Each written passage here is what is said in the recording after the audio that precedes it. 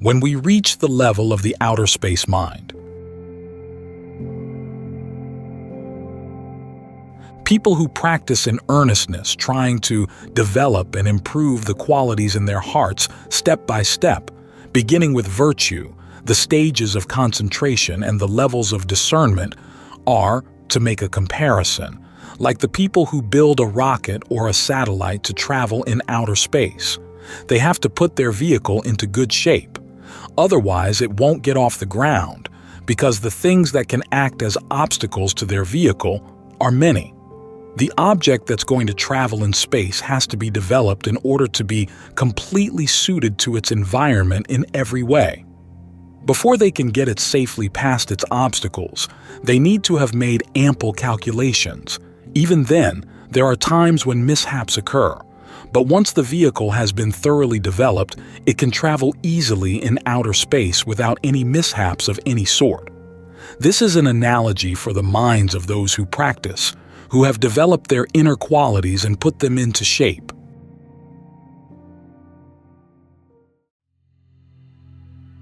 The outer space of the mind.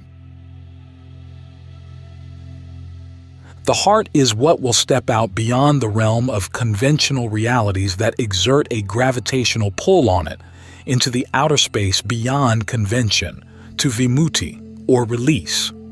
The things that act as obstacles, preventing it from stepping out, are the various kinds of defilement. For this reason, we have to make a very great effort. The defilements have various levels of crudeness and subtlety. So in developing the heart so as to pass through the crudeness and subtlety of the various levels of conventional reality, and of the defilements in particular, we must try to make it just right. We must use whatever qualities are needed to get the mind past the crudeness of conventional realities or defilement stage by stage, by means of our practice, by means of our efforts to improve and develop it. Our persistence has to be strong. Our efforts, our endeavors in all ways have to be strong. Mindfulness and discernment are the important factors that will take the heart beyond the various obstacles, thwarting it step by step. All of the techniques and strategies taught by the Buddha in the area of meditation are means for developing the heart so that it will be suited to transcending the realm of conventional reality and reaching outer space, nibbāna. What is it like, the outer space of the Dhamma? They no longer doubt about whether the outer space of the world exists or not. The things that lie within conventional reality are known to exist. Outer space beyond our atmosphere is another level of conventional reality. Outer space, what is it like? Does it exist? How does our world in the atmosphere differ from the things outside the world of our atmosphere called outer space? Both of these levels exist. The mind that lies in the realm of conventional reality, surrounded and controlled, is like the various objects in the world trapped by the pull of gravity at all times. The mind is trapped by the pull of defilement in just the same way. It can't escape, which is why it must develop its strength to escape from the world of this gravitational pull. This gravitational pull is something the Buddha has already explained. In brief, there is craving for sensuality, craving for becoming, and craving for no becoming. The details, the branches and offshoots, are more than can be numbered. They fill this world of conventional realities. They are all factors that make the mind attached and entangled, loving, hating, and resenting different things, different beings, different people. All these factors can be adversaries to the heart and come from the preoccupations of the heart itself that labels things and misinterprets them. For this reason, the principles of the Dhamma that the Buddha taught in the area of meditation for developing and modifying the heart are very appropriate for helping us as meditators to escape from all the things in our hearts that exert a pull on us or weigh us down. These things are hard to remove, hard to remedy, hard to sever, which is why we need a teacher to guide us. If we had no teacher, the living beings in the three realms of the cosmos, no matter how many thousands or millions of forms and levels there are, would all be as if deaf and blind. Not one of them would be able to escape from this darkness and blindness. This is why we should have a heartfelt sense of the awesomeness of the arising of a Buddha, who leads living beings to escape from this gravitational pull, from this oppressiveness, safely and in large numbers, to the point where no one else can compare, beginning with each Buddha's foremost disciples and on to the end of his dispensation, when his teachings no longer exist in the hearts of living beings, which is the final point in his work of ferrying living beings from all sorts of blindness, darkness, suffering, and stress. Our present Buddha performed these duties with the full mindfulness and discernment of his great and compassion, beginning with the day of his awakening. It's as if he took a large ship and cast anchor in the middle of the ocean in order to gather the living beings of various kinds and strengths, adrift in the water on the verge of death, and bring them on board stage by stage. Those who take an interest in the Dhamma are like beings who struggle on board the Buddha's ship that has cast anchor in the middle of the sea. They keep climbing on board until the day when the beings of the world have no more belief in the teachings of the religion. That's when the ship will no longer have any function. Those who are still left in the sea will have to stay there adrift with no more way of escape. They are the ones who are to become food for the fishes and turtles. Those who have come on board, though, are the various stages of those who have been able to escape, as mentioned in the 4 types of individuals, beginning with the Ugatitangyu, Vipassitangyu, and Neya. These are the ones who have come on board. How high or low they are able to go depends on their individual capabilities. There are those who escape completely, those free of defilement. There are those on the verge of escape, the non-returners, Anagami. Those in the middle, the once-returners, Sakidagami. And then the stream winners, Sotapanna. And finally, ordinary good people. Here we're referring to the Buddha's ship in its general sense. He uses it to salvage living beings, beginning from the day of his awakening until the point when the teachings of the religion have no more meaning in the world's sensibilities. That's the final point. Those who remain are the diseased who can find no medicine or physician to treat their illnesses and are simply awaiting their day to die. So now we are swimming and struggling toward the Buddha's large ship by making the effort of the practice.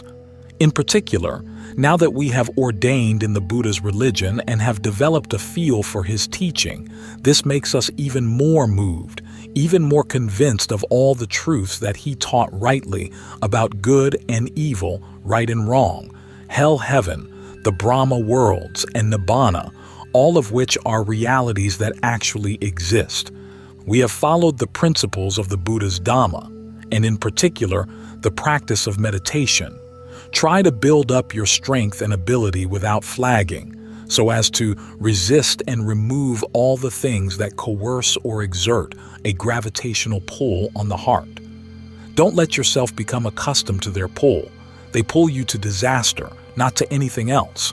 They're not forces that will pull you to what is auspicious. They'll pull you to what's inauspicious, step by step, depending on how much you believe, give in, and are overcome by their pull. Suffering will then appear in proportion to how much you unconsciously agree, give in, and are overcome by their pull. Even though there are the teachings of the religion to pull you back, the mind tends to take the lower path more than the path of the religion, which is why it is set adrift. But we're not the type to be set adrift. We're the type who are swimming to release using the full power of our intelligence and abilities. Wherever you are, whatever you do, always be on the alert with mindfulness. Don't regard the effort of the practice as tiring, as something wearisome, difficult to do, difficult to get right, difficult to contend with. Struggle and effort. These are the path for those who are to gain release from all stress and danger, not the path of those headed downward to the depths of hell, blind and in the dark by day and by night, their minds consumed by all things lowly and vile.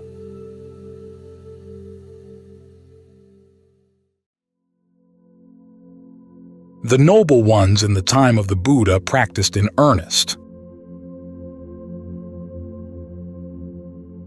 With the words, "I go to the Buddha for refuge," or "I go to the Sangha for refuge," we should reflect on their Dhamma, investigating and unraveling it so as to see the profundity and subtlety of their practice.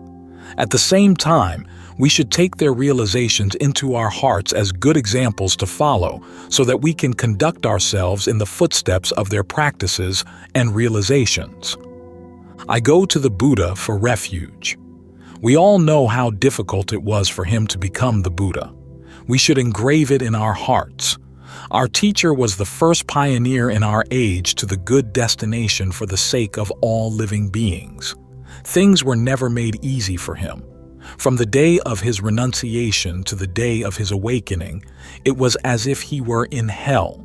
There's no need to compare it to being in prison, because he had been very delicately brought up in his royal home. When he renounced the household life, he faced great difficulties in terms of the four necessities. In addition, there were many defilements in his heart related to his treasury and to the nation filled with his royal subjects. It weighed heavily on his heart at all times that he had to leave these things behind. He found no comfort or peace at all, except when he was sound asleep. As for us, we don't have a following, don't have subjects, have never been kings. We became ordained far more easily than the Buddha. And when we make the effort of the practice, we have his teachings, correct in their every aspect, as our guide. Our practice isn't really difficult like that of the Buddha, who had to struggle on his own with no one to guide him. On this point, we're very different. We have a much lighter burden in the effort of the practice than the Buddha, who was of royal birth. Food, wherever we go, is full to overflowing, thanks to the faith of those who are already convinced of the Buddha's teachings and are not lacking in interest and faith for those who practice rightly. For this reason, monks, wherever they go, are not lacking in the four necessities of life, which is very different from the case of the Buddha.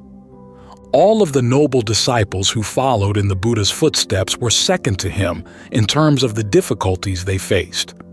They had a much easier time as regards the four necessities of life, because people by and large had already begun to have faith and conviction in the teachings.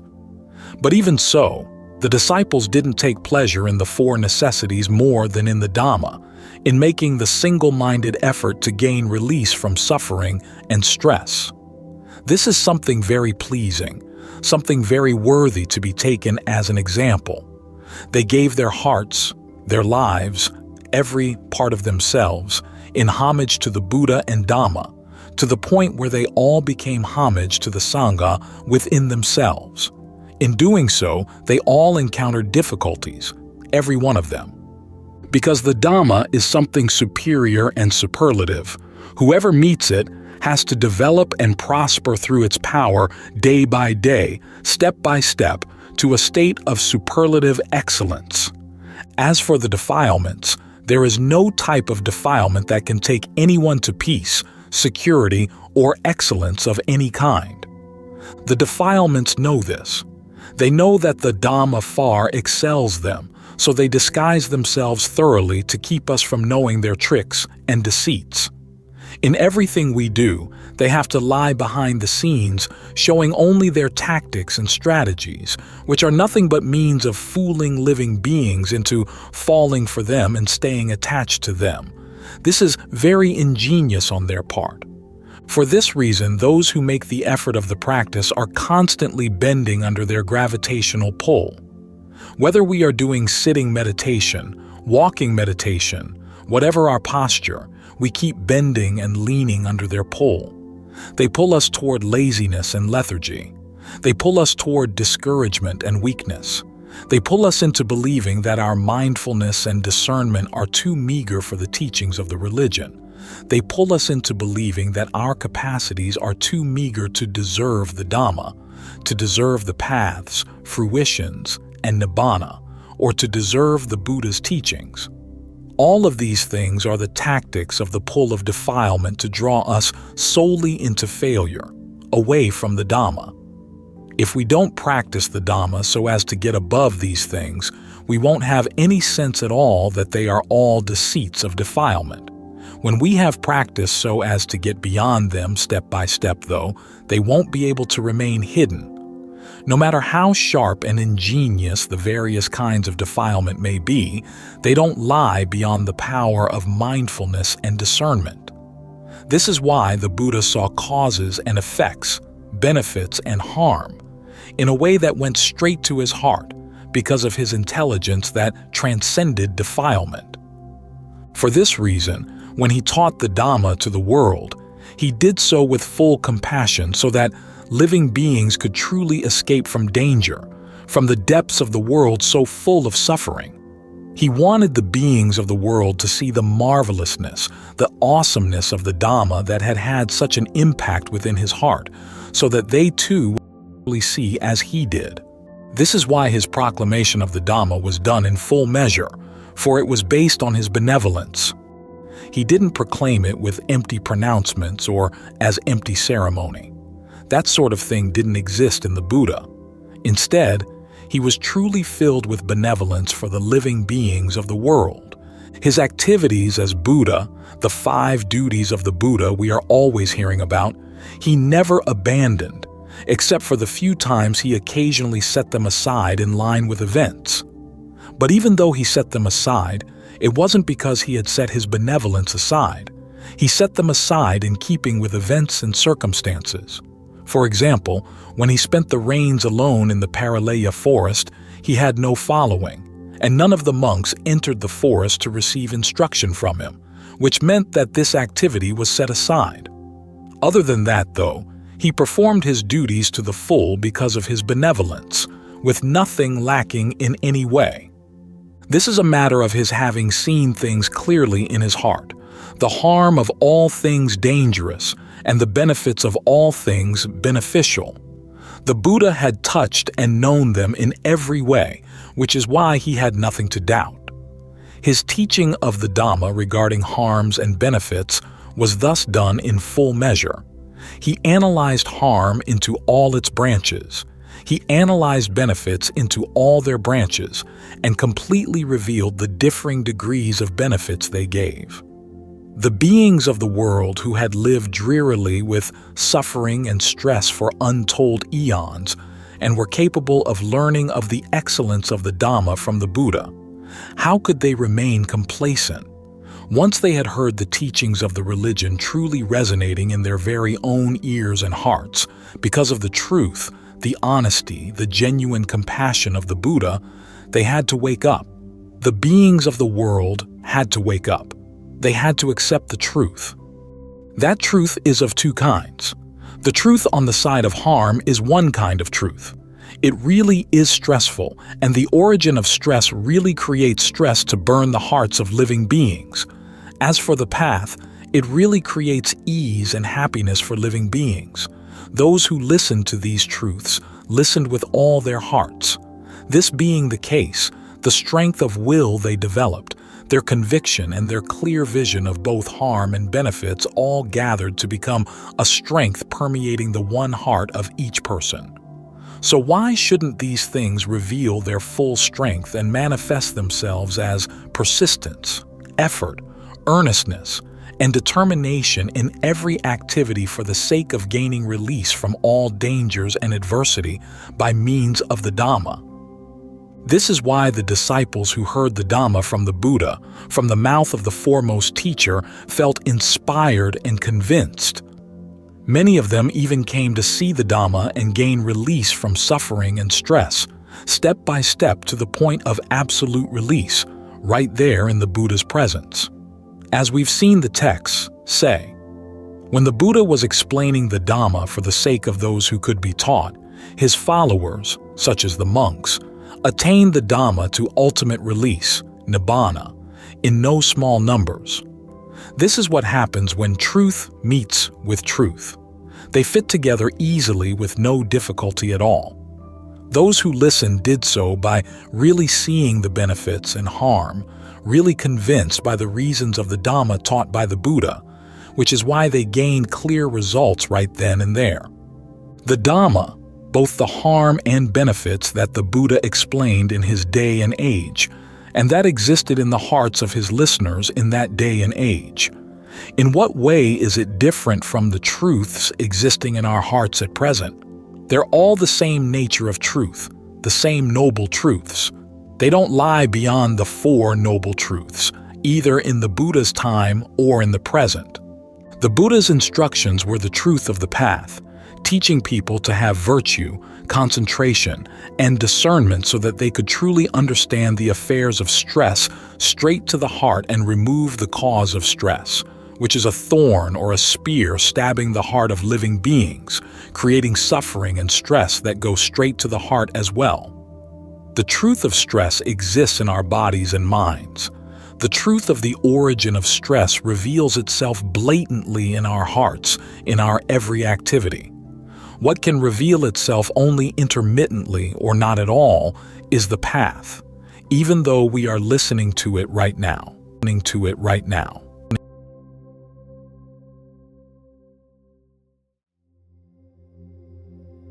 What is the path? Mindfulness and discernment. Right view and right resolve. These things refer to the levels of discernment. If we add right mindfulness, then when we have these three qualities nourishing the heart, right concentration will arise because of our right activities. Right activity, for those who are to extricate themselves from stress, refers primarily to the work of removing defilement. For example, the work of sitting and walking meditation, the work of guarding the heart with mindfulness, using mindfulness and discernment continually to investigate and contemplate the different kinds of good and bad things making contact with us at all times. This is called building the path within the heart. When we bring the path out to contend with our adversary, the origin of stress, what facet is the adversary displaying? The facet of love. What does it love? What exactly is the object it loves? Here we focus mindfulness and discernment in on unraveling the object that's loved. What is the object in actuality? Unravel it so as to see it through and through, being really intent in line with the principles of mindfulness and discernment. Reflect back and forth again and again so as to see it clearly. The object that's loved or lovable will fade away of its own accord because of our discernment. Mindfulness and discernment wash away all the artifice, all that is counterfeit in that so-called love step by step until it is all gone. This is the discernment we build up in the heart to wash away all the artifices, all the filth with which the defilements plaster things inside and out. Outside, they plaster these things on sights, sounds, smells, tastes, and tactile sensations. Inside, they plaster them on labels, sanya, that go out our eyes. They plaster things beginning with our eyes, ears, nose, tongue, and body, stage by stage. There's nothing but the plaster of defilement. When we meet with these things, seeing them or hearing them, sanya, labels and interpretations, and sankhara, thought fabrications, appear in the mind. These continue plastering layer on layer. For this reason, we must use discernment to investigate. Whatever is plastered outside, wash that plastering away. Then turn around to wash away the plastering inside. When we have seen these things clearly with discernment, how can discernment help but turn to find the important culprit, the deceiver, inside? It has to turn inside. In using mindfulness and discernment, this is how we must use them. When we investigate, this is how we investigate, and we do it earnestly. This is right activity in the area of the practice. Right speech. As I've said before, we speak in line with the 10 topics of effacement, Salakadhamma. We don't bring matters of the world, politics, commerce, matters of women and men, matters of defilement and craving to converse among ourselves so as to become distracted and conceited, piling on more defilement and stress in line with the things we discuss.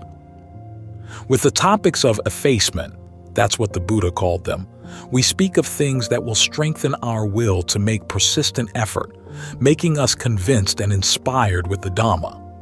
At the same time, these topics are warnings against heedlessness and means of washing away the various kinds of defilement when we hear them from one another.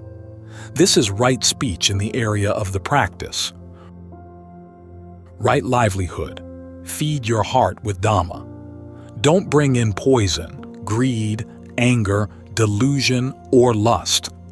Try to guard your heart well with mindfulness and discernment. The savor of the Dhamma, beginning with concentration as its basis, will appear as peace and calm within the heart in proportion to the levels of concentration. Then use discernment to unravel the various things that the mind labels and interprets so as to see them clearly step by step. This is called right livelihood, guarding the heart rightly, feeding it correctly with the nourishment of the Dhamma, and not with the various kinds of defilement, craving, and mental effluence that are like poisons burning the heart.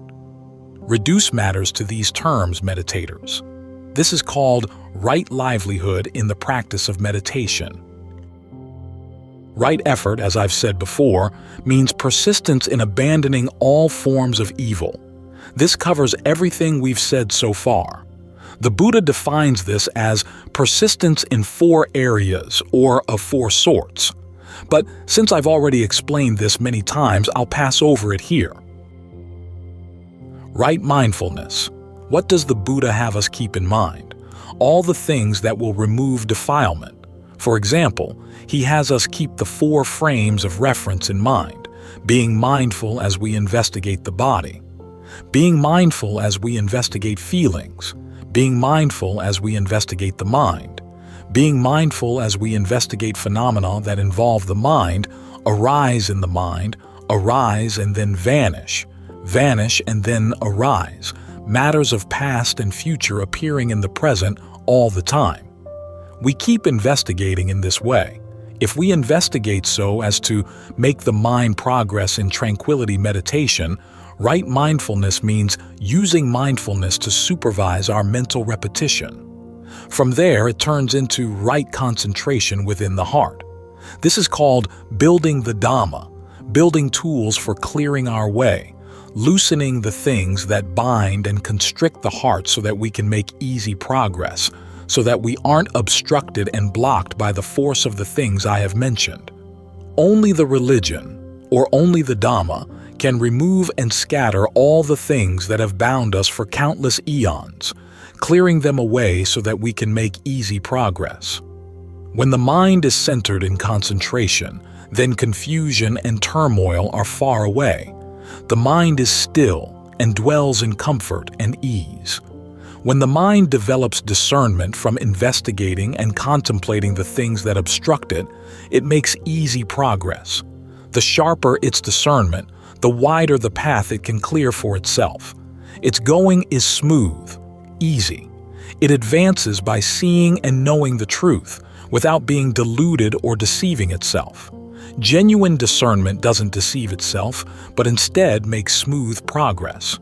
It unravels all the things that obstruct it, our various attachments and misconstruings, so as to see them thoroughly, as if it were slashing away the obstacles in its path so that it can progress step by step as I've already explained to you.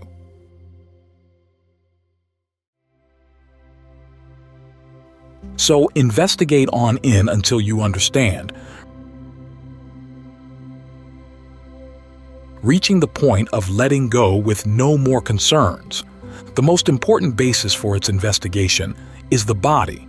Bodies outside or the body inside, investigate them carefully and thoroughly, for they're all noble truths. They're all the path, both inside and out. Investigate and unravel them so as to see them clearly.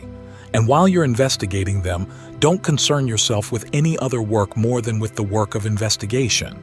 Use discernment to investigate in order really to know, really to see these things as they are, and uproot the counterfeit labels and assumptions that say that they're pretty and beautiful, lovely and attractive. Investigate so as to penetrate to the truth that there is nothing at all beautiful or attractive about them. They're thoroughly filthy and repulsive. Your body and the bodies of others, all without exception. They're all filled with filthy and repulsive things. If you look in line with the principles of the truth, that's how they are. Discernment investigates, peering inward so as to see clear through, from the skin outside on into the inside, which is putrid with all kinds of filth, for the sake of seeing clearly exactly what is pretty, what is beautiful, what is lovely and attractive. There's nothing of the sort in any body. There are only the lying defilements that have planted these notions there. When we have really investigated on in, we see that these notions are all false. The genuine truth is that these bodies aren't pretty or beautiful. They're nothing but repulsive. When they fall apart, what are they? When they fall apart, earth is earth, because earth is what it already was when it was still in the body. The properties of water, wind, and fire were already water, wind, and fire when they were in the body. When the body falls apart, where do these things ever become gods and Brahmas, heaven and nibbāna? They have to be earth, water, wind, and fire in line with their nature. This is how discernment investigates and analyzes so as to see clearly. This is how we use clear-seeing discernment to clear away the things obstructing and distorting our vision. Now there's no more such thing as being constricted or blocked. Our discernment, if we use it, has to be discernment all the day long. Wherever discernment penetrates, it sees clearly, clears away its doubts, and lets go, step by step, until it lets go once and for all from having known thoroughly. Once it has investigated blatant things so as to know them clearly, where will the mind then go? Once it has investigated blatant things and known them clearly, it's as if it has completely uprooted the blatant defilements that have planted thorns in different objects, such as our own body. So now where will the defilements go? Will they fly away? They can only shrink inward to find a hiding place when they are chased inside and attacked by mindfulness and discernment. Feelings, labels, thought fabrications, and consciousness. These are simply individual conditions by their nature, but they are under the control of defilement. Defilement is the basis from which they spring, so it has to regard itself as being in charge. It uses labels to make them defilement. It forms thought fabrications so as to make them defilement. It cognizes and takes note so as to make these things defilement. However many feelings arise, it makes them all defilement. Defilement can't make things into Dhamma. It has to be defilement all the day long. This is how it builds itself in its various branches. So, investigate on in, /on in, feelings of pleasure and pain. They exist both in the body and in the mind. Feeling isn't defilement. If we look in line with the principles of nature, it's simply a reality. The assumption that I'm pained or I'm pleased. Delusion with pain, delusion with pleasure, delusion with feelings of indifference in the body and mind. These things are defilement. The assumptions and delusions are defilement. When we really investigate inward, the various feelings aren't defilement. These four mental phenomena aren't defilement. Once we've spotted our assumptions and construings, they retreat inward. The feelings that still exist in the body and mind, even though they aren't yet thoroughly understood, are still greatly lightened. We begin to gain an inkling of their ways, step by step. We're not deluded to the point of complete blindness as we were before we investigated. Whichever aspects of feeling are blatant and associated with the body, we know clearly. We can let go of bodily feelings. We can understand them. As for feelings remaining in the mind, for the most part, they're refined feelings of pleasure. We know and let go of them in the same way when the path gains power. These feelings of pleasure are like fish in a trap. No matter what, there's no way they can escape getting cooked. They can't swim down into large ponds and lakes as they used to. They can only sit waiting for their dying day. The same holds true for the refined feeling of pleasure, which is a conventional reality within the heart. It can only wait for the day it will be disbanded as a convention when the ultimate ease, which is not a convention, comes to rule the heart through the complete penetration of mindfulness and discernment. So investigate on in until you understand, reaching the point of letting go with no more concerns. What is sanya labeling? Labeling this, labeling that, making assumptions about this and that. These are all affairs of defilement using sanya. When consciousness, vijnana, takes note, it too is turned into defilement. So we investigate these things, using discernment in the same way as when we investigate feelings. We then understand. When we understand, these things become simply consciousness taking note, simply sanya labeling, without labeling so as to be defilement, without taking note so as to be defilement. Defilement then retreats further and further inward.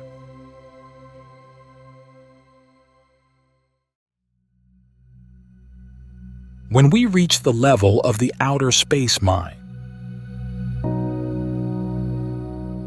ultimately, these 5 issues, namely the physical khandha, our body, the vedana khandha, feelings in the body, as for feelings in the mind, let's save those for the moment. The sanya khandha, the sankhara khandha, and the vijnana khandha are all clearly known in the heart, with no more doubts. The defilements gather inward, converge inward. They can't go out roaming because they'll get slashed to bits by mindfulness and discernment. So they have to withdraw inward to find a hiding place. This, in actuality, is what the investigation is like, and not otherwise. In our investigation as meditators, when discernment reaches any particular level, we'll know for ourselves, step by step, both defilement and discernment.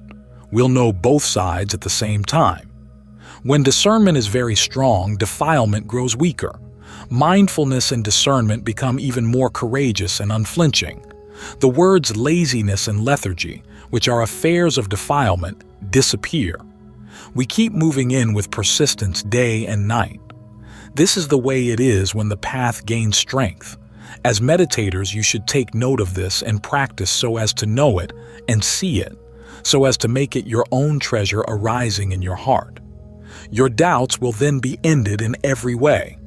We now take this atomic mindfulness and discernment and shoot it into the central point of conventional reality, the point that causes living beings to founder in the wheel of the cycle, vata, so that they can't find their way out, don't know the way out, don't know the ways of birth, don't know who has been born as what, where they have, what burdens of suffering and stress they have carried.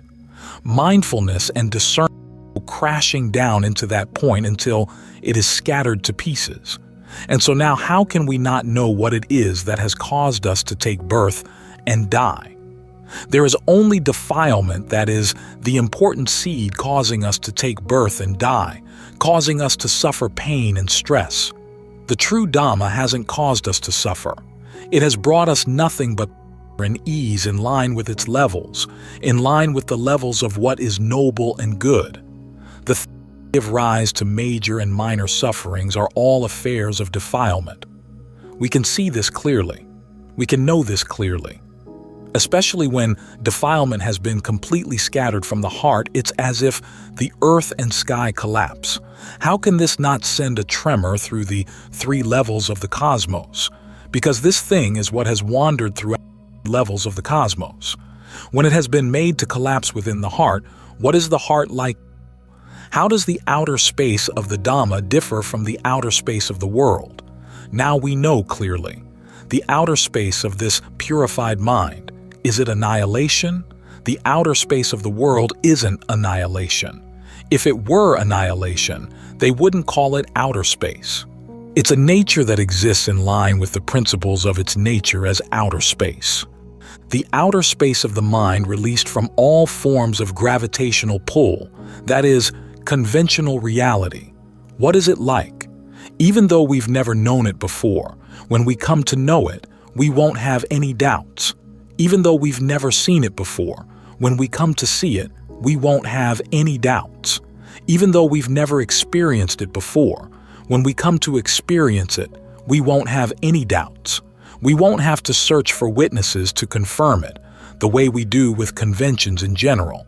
It's sandetico, immediately apparent, and only this fits perfectly with our heart and that outer space mind.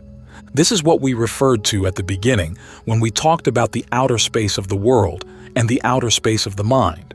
The outer space of the mind of nibbāna, is like that. Just where is it annihilated? Who experiences the outer space of the mind? If it were annihilation, who could experience it?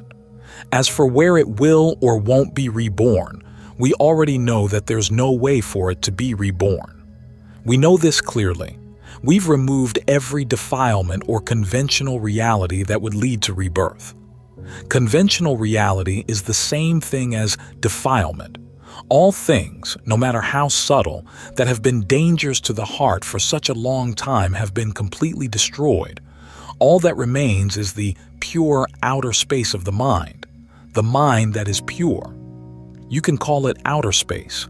You can call it anything at all because the world has its conventions, so we have to make differentiations to use in line with the conventions of the world so as not to conflict.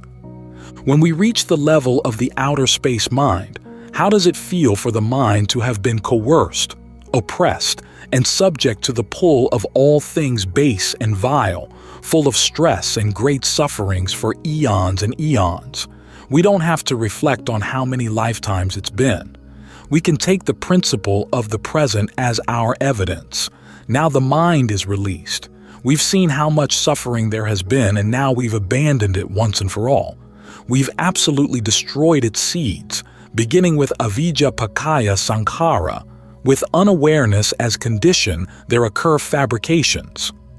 All that remains is avijjaya tv eva asesa viraga nirodha sankhara nirodho, simply with the disbanding of unawareness, with no remaining passion, fabrications disband. That's the outer space of the mind released from all gravitational forces. Even though it's still alive and directing the khandhas, there's nothing to bar its thoughts, its vision, its knowledge. There's nothing to obstruct it, nothing to make it worried or relieved, nothing to make it brave, nothing to make it afraid. It is simply its own nature by itself, always independent in that way. For this reason, knowledge of all truths has to be completely open to this unobstructed and unoppressed mind. It can know and see. If we speak of matters related to the body and khandhas, we can speak in every way without faltering, because there's nothing to hinder us. Only the defilements are what kept us from seeing what we saw and from describing the things we should have been able to describe, because we didn't know, we didn't see. What we knew was bits and pieces. We didn't know the full truth of these various things. When this was the case, how could we know clearly? How could we speak clearly? All we knew was bits and pieces, so when we spoke, it had to be bits and pieces as well.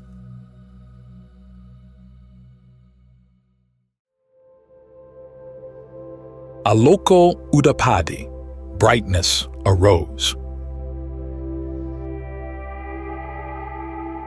But once we've shed these things, everything is wide open. The mind is free, vast and empty, without limits, without bounds.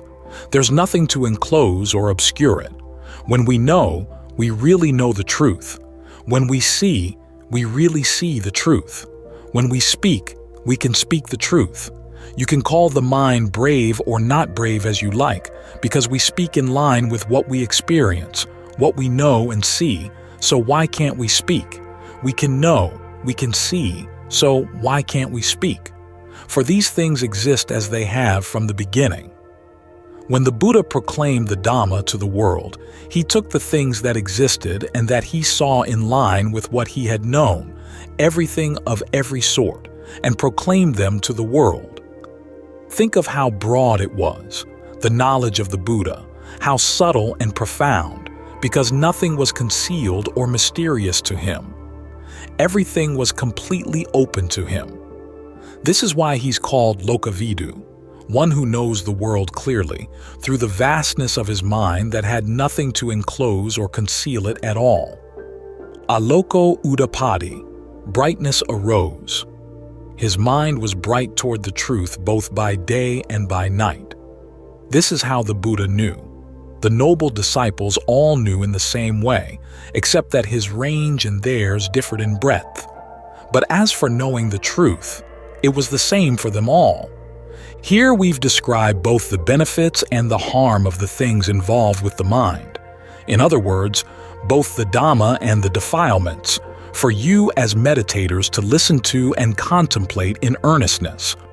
So, let's try to develop our minds so as to shoot out beyond this world of conventional realities to see what it's like.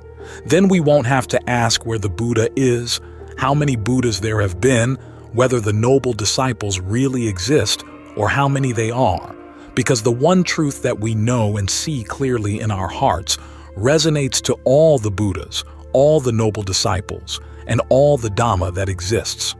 We won't have any doubts because the nature that knows and exists within us contains them all the Buddhas, the community of noble disciples, and all the Dhamma that exists.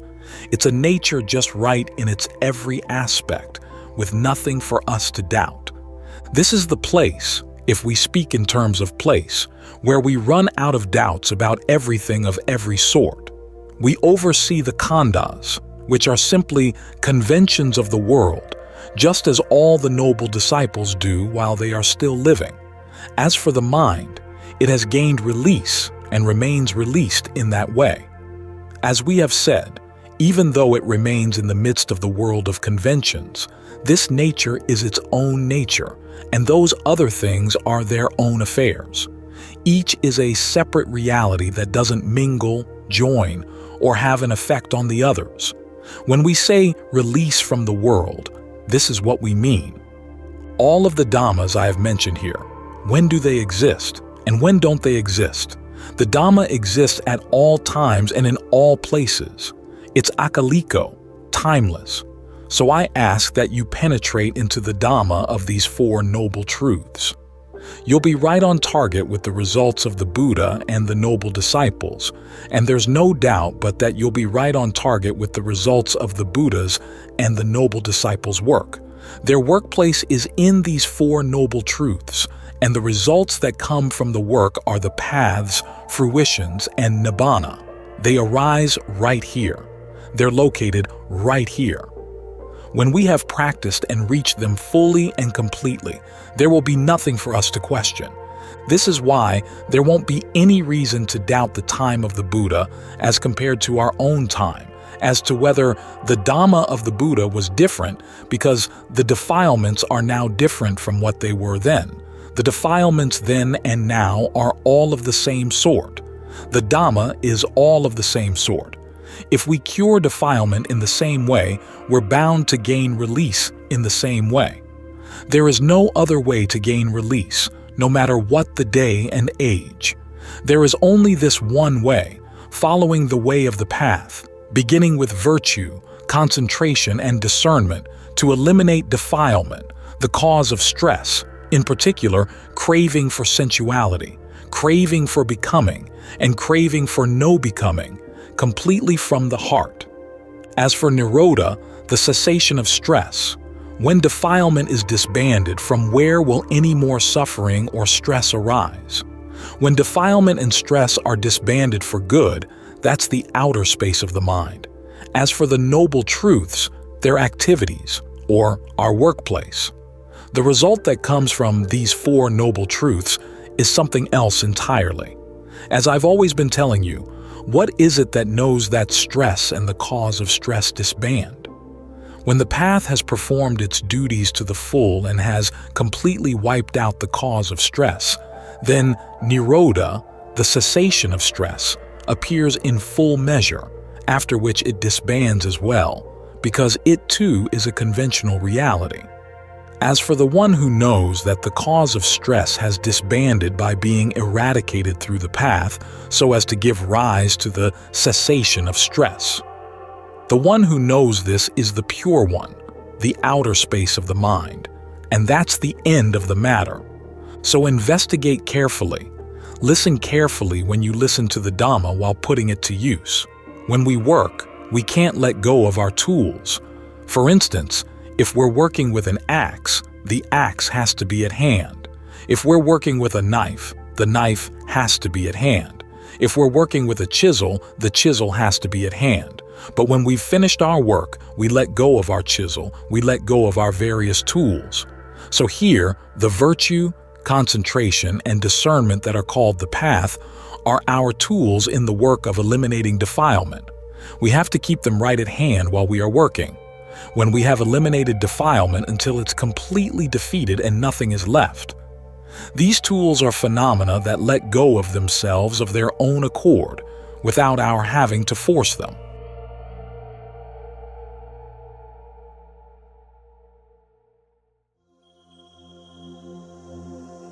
Inconstancy, stress, and not self.